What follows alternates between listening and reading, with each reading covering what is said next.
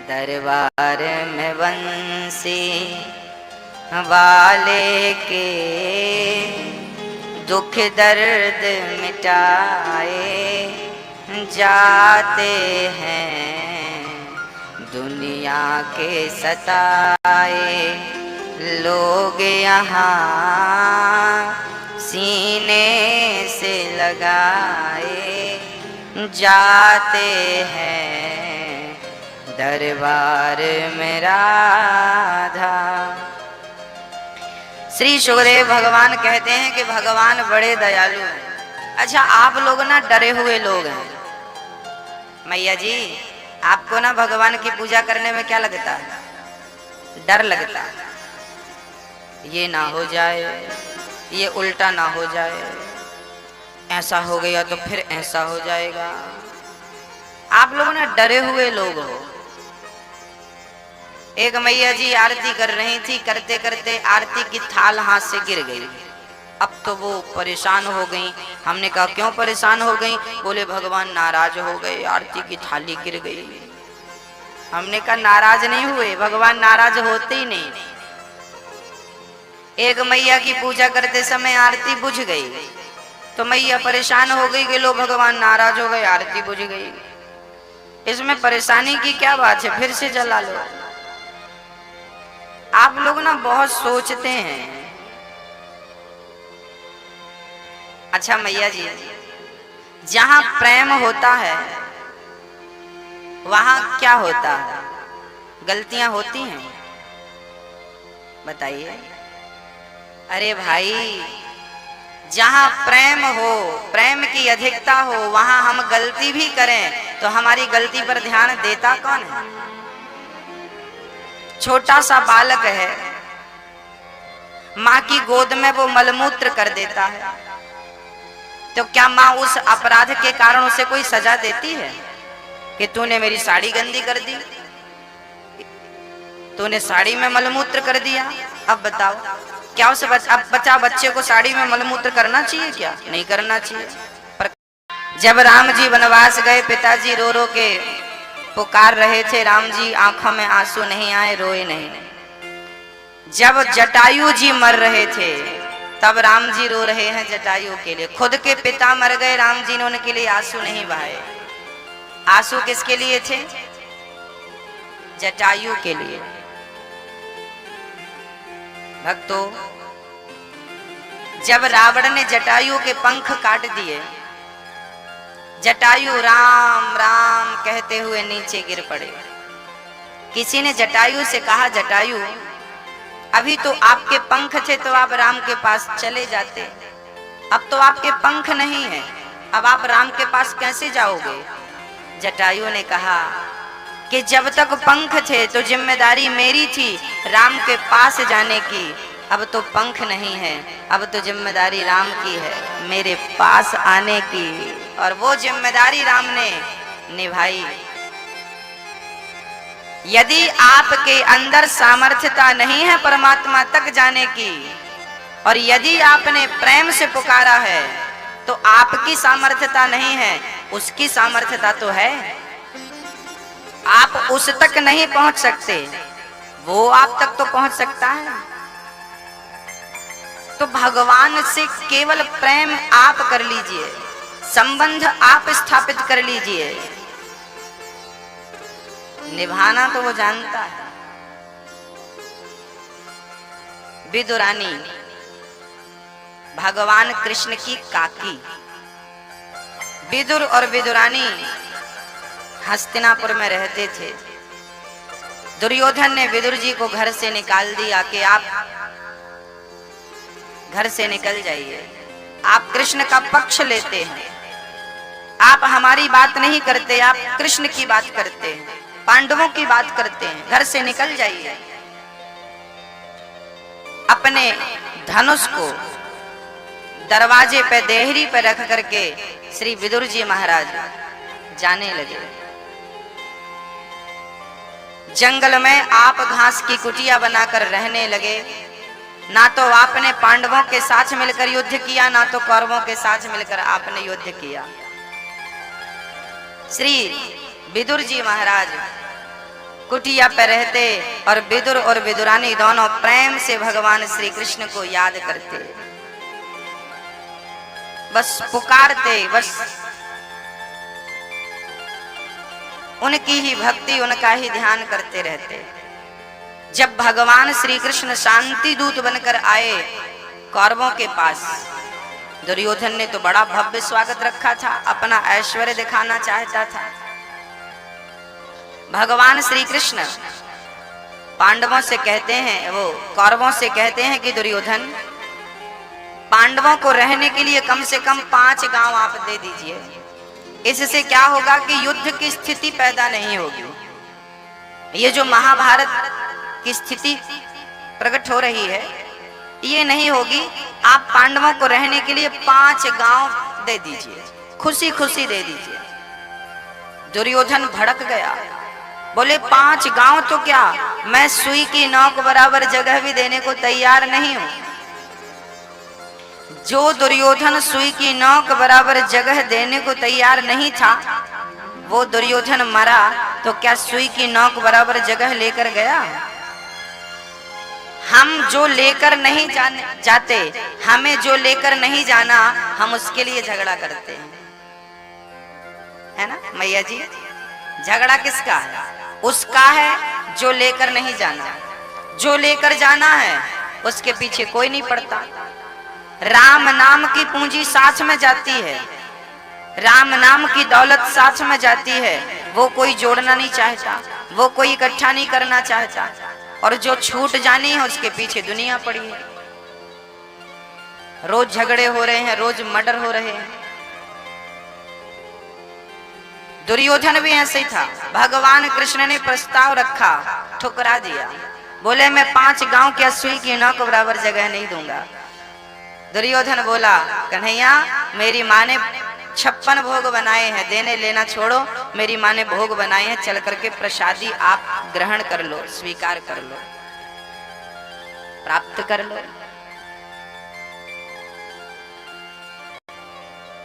कन्हैया बोले, दुर्योधन भोजन तो वहां किया जाता है जहां खाने वाले के पेट में बहुत तेज भूख हो, या तो खिलाने वाले का कोई बहुत बड़ा प्रभाव हो, प्रभावशाली हो, तो वो व्यक्ति खा लेता, भाई साहब प्रभावशाली है। ना तो मेरे पेट में भोजन का अभाव है, ना तेरा इतना बड़ा प्रभाव है, और ना तेरे हृदय में मेरे प्रति कोई भाव है। तो बिना भाव के, बिना प्रभाव के, बिना अभाव के मैं भोजन कैसे कर लूं? मैं आपके घर भोजन नहीं कर सकता, मेरा निमंत्रण तो पहले से ही बुक है। दुर्योधन बोला, किसने दे दिया? बोले, हम तो विदुर जी के घर जाएंगे और विदुरानी माँ ने हमारे लिए कुछ रखा है, हम वो खाएंगे। दुर्योधन के 56 भोग त्याग कर भगवान श्री कृष्ण चल पड़े किसके घर? विदुरानी के घर, जिसके घर कोई जाता नहीं था। इनके घर तो महलों के थे, सोने चांदी के बड़े बड़े हीरे मोती से बने महल थे। विदुरानी की तो छोटी सी घास की झोपड़ी थी। आज महलों को ठुकरा कर, आज 56 भोग को ठुकरा कर कुटिया की ओर चल पड़े।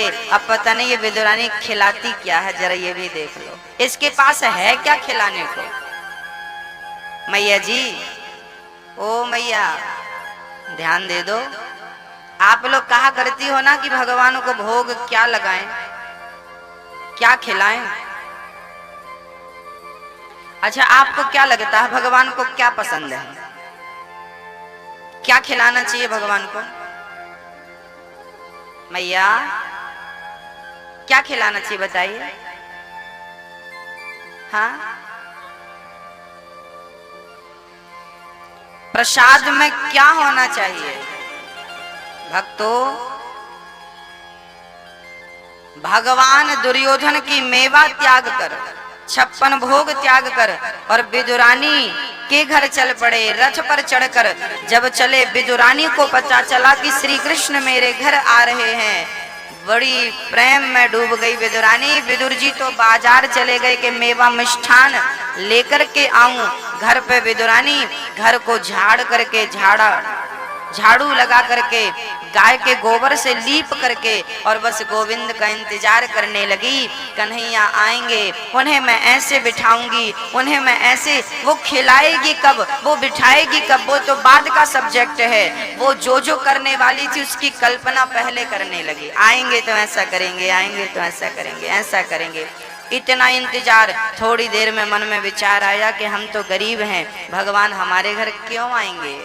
किसी ने तो कह दिया होगा कि आ रहे हैं, वो आएंगे थोड़ी, क्योंकि हम तो गरीब हैं। जब उसका भाव ऐसा हुआ कि हमारे घर नहीं आ सकते, क्योंकि हमारे घर तो उनको बिठाने की भी जगह नहीं है ना, वो अंदर चली गई। फिर मन में विचार आया, नहीं नहीं, कहा है तो आएंगे जरूर। फिर बाहर आ गई और वो देखने लगी किस तरफ से आ रहे, कभी इस तरफ देखती, कभी इस तरफ देखती।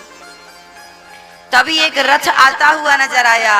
वेदुरानी अब तो डूब गई कि मेरे कृष्ण ने कहा था, आ गए। दौड़ पड़ी और रथ के सामने जाकर लेट गई। भगवान उतरते हैं और उठाकर काकी जी को अपने हृदय से लगा लेते हैं। माँ उठो, अपने हृदय से लगाते हैं। वेदुरानी टुकुर टुकुर भगवान को देख रही है। प्रभु सुना था कि आप दयालु हैं, आज देख लिया। जिसके घर दुनिया के लोग आना पसंद नहीं करते, आज उसके घर जगत का पालनहार पधारा है। न जाने कौन से गुण पर दयानिधि रीझ जाते। पता नहीं हमारी कौन सी भक्ति, हमारा कौन सा गुण भगवान को अच्छा लग जाए और वो रीझ जाए, कोई नहीं जानता। हम में कोई गुण नहीं है, हम में कोई काबिलियत नहीं है, हम में कोई योग्यता नहीं है, फिर भी पता नहीं भगवान को क्या चीज अच्छी लग जाए। आपकी हमारी क्या अच्छा लग जाए। विदुरानी हाथ पकड़ती है और घर पे लाती है, कन्हैया को अपने घर पे बिठाती है और बगीचे में जाकर के वो पहले तो रसोई में जाकर देखती है मेरे घर है क्या। जाकर देखा तो सूखी साग पक रही थी। भला ये साग भगवान को कैसे खिलाती? तो बगीचे से बढ़िया पके पके केले ले आई और केले छीलती जाती। देखिए नेत्र तो कन्हैया को देखने में मस्त थे, वो तो टुकुर टुकुर कन्हैया को देख रही थी और छिलका छीलती जाती। फल को छिलका समझकर फेंकती जाती और छिलका को फल समझकर गोविंद के हाथों में पकड़ाती जाती। देखो वेदुरानी को पता ही नहीं कि मैं क्या कर रही हूँ और कन्हैया भक्त भगवान को देखने में मस्त है। तो भगवान भी आज भक्त को देखने में मस्त थे। क्या खा रहा हूँ वो भगवान को पता नहीं, क्या खिला रही हूँ वो भक्त को पता नहीं। जब तक पता है, याद रखना, आपका पता है तो उसका पता नहीं है और आपका पता नहीं है तो उसका पता है। जब मैं था तब हरि नहीं, जब मैं था तब हरि नहीं, अब हरि है मैं नाय और प्रेम गली अति साकरी, जा मैं दो ना समाए। याद रखना भक्तों, प्रेम की गली इतनी सकरी होती है कि इसमें दो लोग नहीं आते। हाँ, जब तक आपको ये पता है कि मैं हूं तब तक वो नहीं है, तब तक उसकी प्राप्ति संभव नहीं है। पहले तो आपको भूलना पड़ेगा कि मैं कौन हूं। मैया जी आपका नाम क्या है? हाँ, क्या नाम है आपका? हाँ, आपको पता है? आपका नाम क्या है दादाजी? आपको भी पता है। अभी आप लोगों को सब पता है कि मैं कौन हूं। मैं फलाने का पिता हूँ, फलाने का पति हूँ, फलाने का पुत्र हूँ, फलाने गली में रहता हूँ, मैं ये हूँ, मैं वो हूँ। ये सब कुछ आपको याद है, अभी बहुत कुछ याद है आपको, इसलिए अभी हम भगवान से बहुत दूर हैं। जब हमें कुछ याद ना रह जाए, मीराबाई को कुछ याद ही नहीं था कि मेरे अपने कोई हैं, मैं कौन हूँ, मैं कौन हूँ ये भी भूल गई। कोई पूछा कि भाई नाम क्या है तुम्हारा, तो मीरा अपना नाम भी कृष्ण कहती, मेरा नाम कृष्ण। वो कृष्ण कृष्ण इतना जपती थी कि कोई उसका नाम पूछे तो वो कृष्ण ही कहती थी। जब आप कृष्णमय हो जाएं तभी कृष्ण की प्राप्ति संभव है। डूब जाएं, जैसे मिश्री पानी में घुल करके पानी में इस प्रकार घुल जाती है कि वो दिखती नहीं है कि मिश्री अलग है और पानी अलग है। एकीकरण। बस यही परमात्मा को पाने की योग्यता है, काबिलियत है। हमें पहले डूबना पड़ेगा। विदुरानी छिलके खिला रही है और भगवान छिलके खा रहे हैं। अब बताइए, विदुरानी के छिलके खाए कि नहीं खाए? खाए। अब आप पूछती हो कि भगवान को भोग क्या लगाएं? हम तो कहते हैं कि छिलके का भोग लगा दिया करो आप भी, लेकिन प्रेम वही होना चाहिए जो विदुरानी के अंदर था। यदि वही प्रेम होगा और छिलकों का भोग लगाओगे तो वो छिलके भी खाने को तैयार है। यदि प्रेम है सुदामा की तरह तो वो कच्चे चावल खाने को तैयार है। यदि प्रेम है शबरी की तरह तो वो झूठे बेर खाने को भी तैयार है। शर्त इतनी है कि बस प्रेम होना चाहिए। हम जो भी खिलाते हैं, खिलाने के पहले क्या हो मेरी माँ? मैया जी, यहाँ तो बहुत लोग आएंगे, बहुत लोग आते रहेंगे पूरी कथा 3 घंटे तक। किस किस को देखोगी? हाँ, किस किस को देखोगी? इसलिए प्रेम से कथा सुनो। कौन आ रहा है, कौन जा रहा है, छोड़ दो। आप कथा में ध्यान लगाओ। जब कथा में बैठकर भी आपका मन शांत नहीं है, नहीं हो सकता। जब यहाँ मन शांत नहीं हो सकता तो फिर कहीं नहीं हो सकता। इसलिए मन को केंद्रित करो, मन को शांत करो, मन को एकाग्र करो। कौन आया गया, जाने दो, आने दो, चलता रहेगा, लास्ट तक चलेगा। बोलिए भक्त वत्सल भगवान के जय हो।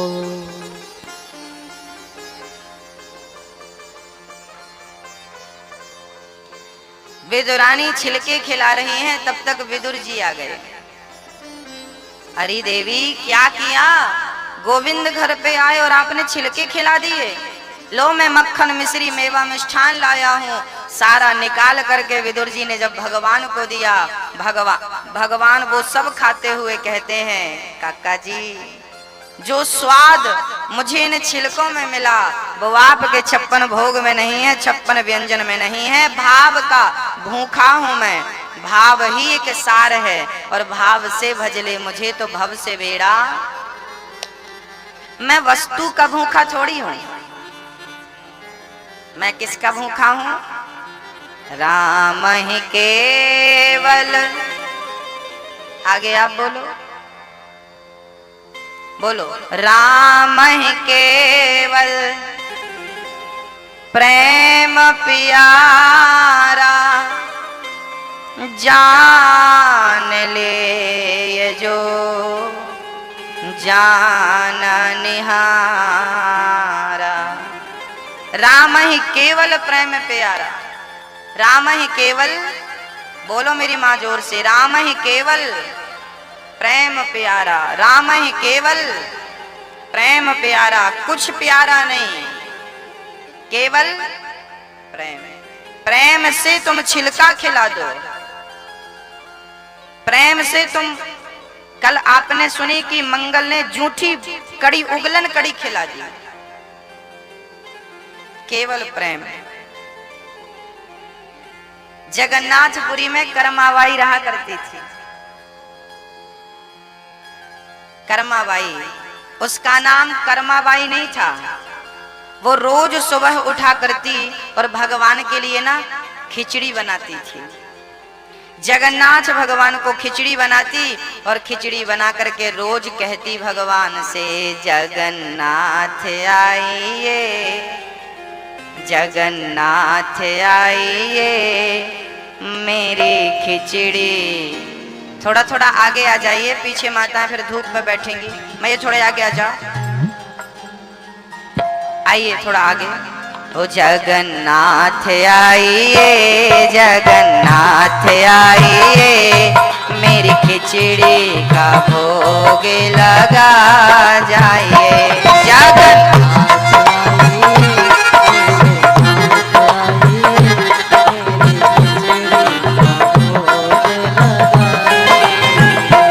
जगन्नाथ आइए, जगन्नाथ आइए मेरी खिचड़ी का भोग लगा जाइए। जगन्नाथ आइए,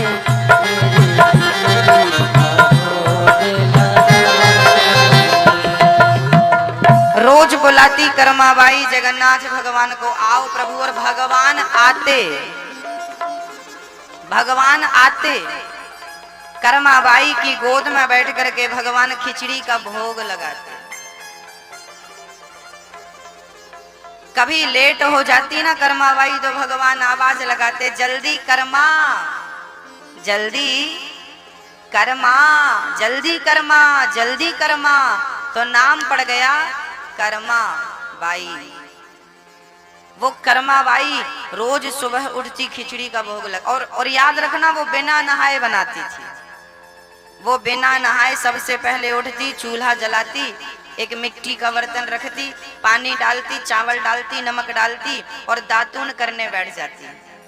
दातून करती जाती, दांत साफ करती जाती और उसी दातून से दूसरी तरफ से वो खिचड़ी चलाती जाती और दातून करती जाती, खिचड़ी चलाती जाती। और जब खिचड़ी बन जाती तो कभी नहाकर तो कभी बिना नहाए भगवान को बुलाती और जगन्नाथ भगवान आते और प्रेम से माँ की खिचड़ी खाते। आहा,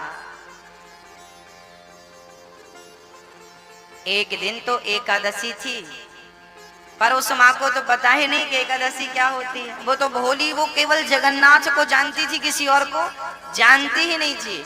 वो तो जगन्नाथ को ऐसा समझती थी कि ये हमारे पुत्र हैं, हमारे अपने बेटे की तरह है। आओ, आज एकादशी के दिन भी उसने खिचड़ी बनाई और खिचड़ी जब तैयार हो गई तो बुलाने लगी, जगन्नाथ आइए, मेरे नाथ आइए, मेरी खिचड़ी का भोग लगा जाइए। आओ सरकार आओ। जब भगवान को बुलाती तो भगवान आ जाते, भगवान आ जाते। और भगवान ने आज प्रेम से खिचड़ी खाई, प्रेम से खिचड़ी का भोग लगाया। उसी दिन पुजारी जी ने मंदिर के पट खोल दिए थोड़े से जल्दी। आज माँ लेट हो गई थी और पुजारी जी थोड़ा जल्दी आ गए। अभी जगन्नाथ भगवान खिचड़ी खा रहे थे, तभी पुजारी जी ने मंदिर के द्वार खोल दिए। अब भगवान को लगा राम राम, मैं तो यहाँ बैठा हूँ और पट खुल गए, मैं तो वहाँ हूँ ही नहीं। अब तो पुजारी जी पकड़ लेंगे कि भगवान चोरी हो गए। दौड़े दौड़े भगवान गए और जल्दी से बैठ गए। रोज को क्या होता था कि माँ खिलाती थी, फिर मुंह पहुँच देती थी पानी पिला करके। आज ना पानी पिला सकी ना मुंह पहुँच सकी, भगवान भाग गए। भगवान गए, पुजारी जी आए और पुजारी जी ने देखा भगवान को, तो भगवान के मुंह में ना चावल का एक दाना लगा हुआ था। पुजारी जी ने देखा राम राम, आज तो एकादशी है, आज तो किसी के घर चावल नहीं बनता और भगवान तो चावल खा के आ रहे हैं। कौन आया मंदिर में? हमने तो दरवाजे अभी खोले। अब सारे पुजारी जी इकट्ठे, सारे जगन्नाथपुरी में हल्ला हो गया कि भाई आज भगवान के मंदिर में कोई चोर घुसा था, भगवान को कुछ खिलाया। भगवान के मुंह से चावल का दाना हटाया गया। पूरे नगर में देखा गया चावल किसके घर बना है। तो कर्माबाई बर्तन धुल रही थी भोजन करके। पुजारी जी ने कहा, क्यों आपने आज चावल भगवान को भोग लगाया है? कर्माबाई बोली, महाराज हमने आज नहीं, हम तो रोज लगाते हैं। पुजारी जी बोले, ये बताओ तुम मंदिर के अंदर गई कैसे? हमने तो ताला बंद किया था। कर्माबाई बोली, हम नहीं गए, वो आए। पुजारी जी बोले, आप झूठ बोल रही हो, हम कैसे मान लें? क्या कल आएंगे? हाँ हाँ, कल भी आएंगे, परसों भी आएंगे, रोज आएंगे। अब तो पुजारियों ने कल का इंतजार किया। दूसरे दिन फिर बूढ़ी माँ ने खिचड़ी बनाई और पुजारियों ने छिप करके अब भगवान को देखा। कर्माबाई खिचड़ी बनाती है और फिर पुकारती है, जगन्नाथ आइए, मेरे नाथ आइए, मेरी खिचड़ी का भोग लगा जाए। आए भगवान और गोद में बैठ गए। भगवान को कर्माबाई खिचड़ी खिलाने लगी। पुजारियों को ये तो दिख रहा था कि कोई खा रहा है, पर ये नहीं दिख रहा था कि कौन खा रहा है। पुजारी दौड़े दौड़े आए, माँ ये तो समझ में आया कि तेरी खिचड़ी किसी ने खाई, पर ये समझ में नहीं आया किसने खाई, जरा तू बता। कर्माबाई बोली, ये दिख नहीं रहे हैं, ये जगन्नाथ बैठे, ये तो भगवान है। पुजारी जी बोले, हमें तो कुछ नहीं नजर आ रहा है। तब कर्माबाई ने कहा, क्यों प्रभु, क्या आप इन्हें नजर नहीं आ रहे हो? कर्माबाई से जगन्नाथ ने कहा, माँ तेरा हृदय जितना सच्चा है, इन पुजारियों का हृदय इतना शुद्ध थोड़ी है, इसलिए मैं तुझे नजर आ रहा हूँ, इन्हें नहीं। कर्माबाई बोली, प्रभु मैं तो अभागिन हूँ, मैं तो पापनी हूँ, मैं तो कभी आपके मंदिर भी नहीं जा पाती, पर ये तो दिन रात आपकी सेवा में लगे रहते हैं। प्रभु इन्हें दर्शन देकर इन्हें कृतार्थ कर दो। जब कर्माबाई ने जिद करी, तब भगवान ने प्रत्यक्ष दर्शन सारे पुजारियों को दिया, चरणों में गिर पड़े। तब से लेकर आज तक जगन्नाथ भगवान को 6 बार भोग लगता है, याद रखना। सबसे पहला भोग खिचड़ी का लगता है। आज भी जगन्नाथ भगवान को पहला भोग किसका लगता है? खिचड़ी का। और उस खिचड़ी का नाम है कर्माबाई की खिचड़ी। आज भी लगता है। अब आपको इन बातों पे कितना विश्वास है, कितना भरोसा है, मैं नहीं जानता। लेकिन जगन्नाथपुरी जब मैं गया, अभी 16 जनवरी से हम वहीं थे, अब 9 जनवरी से वहीं थे, कथा थी जगन्नाथपुरी में। हमने देखा है भक्तों, प्रत्यक्ष देखा है परमात्मा को। देखना हो तो जगन्नाथपुरी चले जाओ। जगन्नाथ भगवान कोई मूर्ति नहीं है, कोई विग्रह नहीं है, साक्षात भगवान है। बस अपना अपना नजरिया है देखने का। आज भी जगन्नाथ भगवान प्रत्यक्ष दर्शन दे रहे हैं। कभी जगन्नाथपुरी का मौका लगे तो आप जाना। और वहां दक्षिण द्वार पर एक कान पत्ता हनुमान जी हैं, ऐसे कान करके बैठे हैं, उन्हें कान पत्ता हनुमान जी कहते हैं। आप दक्षिण द्वार पे हैं, वहां हनुमान जी के मंदिर के सामने एक मेंढक बैठा है। कौन बैठा है? एक मेंढक बैठा है। कभी आप जाना तो उस मेंढक को जरूर देखना। वो मेंढक हनुमान जी के मंदिर के सामने कब से बैठा है, वो पुजारी कहते हैं कि कब से बैठा है हमें नहीं पता, और आप 10 साल बाद आओगे तो ये मेंढक यहीं बैठा मिलेगा।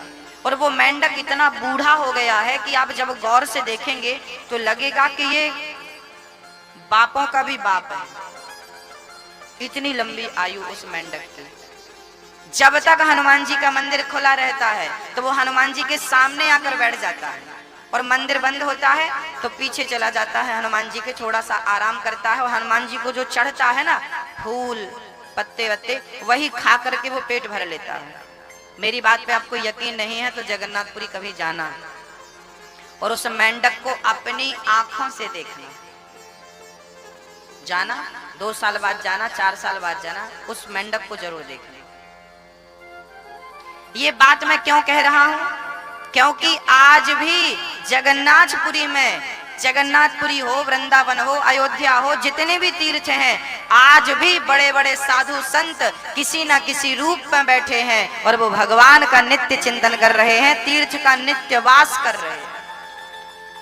वो और कोई नहीं, साधु संत ही इस रूप में बैठे हैं, भगवान का दर्शन कर रहे हैं। तीर्थों में जो वृक्ष होते हैं ना मेरी माँ, वो वृक्ष भी कम पुण्य वाले नहीं, जो बहुत पुण्य करते हैं भगवानों से तीर्थों में वृक्ष बनाकर भेज देते हैं, जाओ तुम्हें तीर्थ का वास मिलेगा। चाहती है, सुख पाना चाहती है, पर उसे दुख क्यों मिलता है? भक्तों, क्या आप दुख चाहते हैं फिर भी दुख मिलता है? कोई नहीं चाहता कि हमें बुखार आ जाए, कोई नहीं चाहता कि हम बीमार पड़ जाएं, फिर भी कोई नहीं चाहता कि नुकसान हो जाए, दुख आ जाए, फिर भी दुख आता है। क्यों? क्यों आता है? क्योंकि संसार का नाम ही दुखालय है। गीता में लिखा है दुखालयम। भगवान का नाम, संसार का नाम क्या है? दुखालय। आपने पत्ता गोभी तो देखी होगी। पत्ता गोभी ना ऊपर देखो तो पत्ता होता है, ऐसा लगता है कि इसके अंदर कुछ है, तो चलो दूसरा पत्ता उतारते हैं। दूसरा देखा तो तीसरा पत्ता, तीसरा निकाला तो अंदर क्या निकला? पत्ता। फिर 5वां निकाला तो 6ठा क्या था? 7वां निकाला तो 8वां क्या था? जो ऊपर था वही सबसे अंत में होता। ऐसे ही हालत प्याज की है। प्याज में ऊपर छिलका है तो सबसे लास्ट में क्या है? छिलका ही है, कुछ है थोड़ी उसके अंदर। ऊपर छिलका, अंदर छिलका, बीच में छिलका। जैसे गोभी को हम देखते हैं इतनी बड़ी वजनदार है, अंदर कुछ होगा, दिखता तो है, लगता तो है कि है कुछ, होता कुछ नहीं है। ऐसे संसार में लगता है कि अब सुख मिलेगा, अब सुख मिलेगा। सुख के इंतजार में जवानी से बुढ़ापा आ गया, सुख किसी को नहीं मिला। सब लोग दुखी हैं, सब लोग दुखी हैं। जब आपका जन्म हुआ था तो बताइए सबसे पहला काम आपने क्या किया था?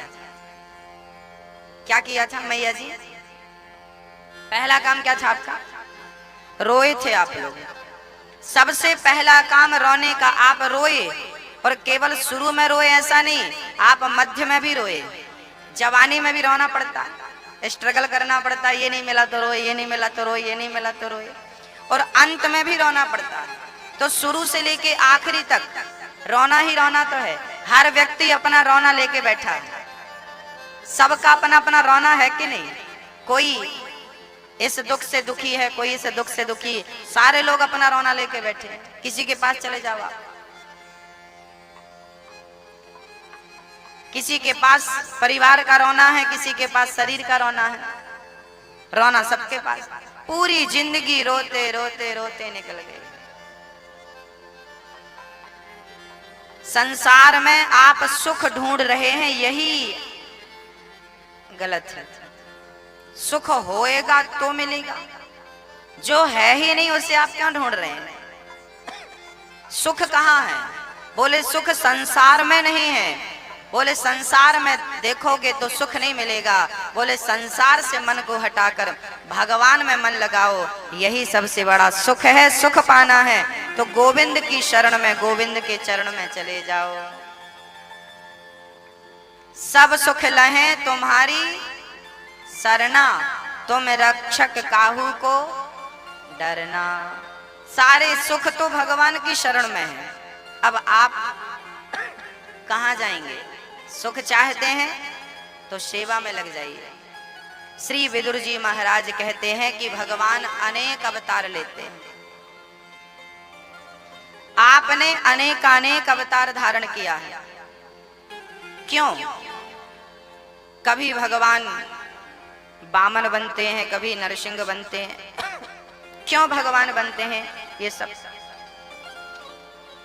सृष्टि का पूर्ण निरूपण श्री विदुर जी को मैत्रेय जी ने कह सुनाया। देखिए, सबसे पहले भगवान नारायण ने ब्रह्मा को उत्पन्न किया। ब्रह्मा के शरीर से मनु और शत्रुपा का जन्म हुआ। मनु जी महाराज की 3 बेटियां हुई, आकुति, देवहूति और प्रसूति।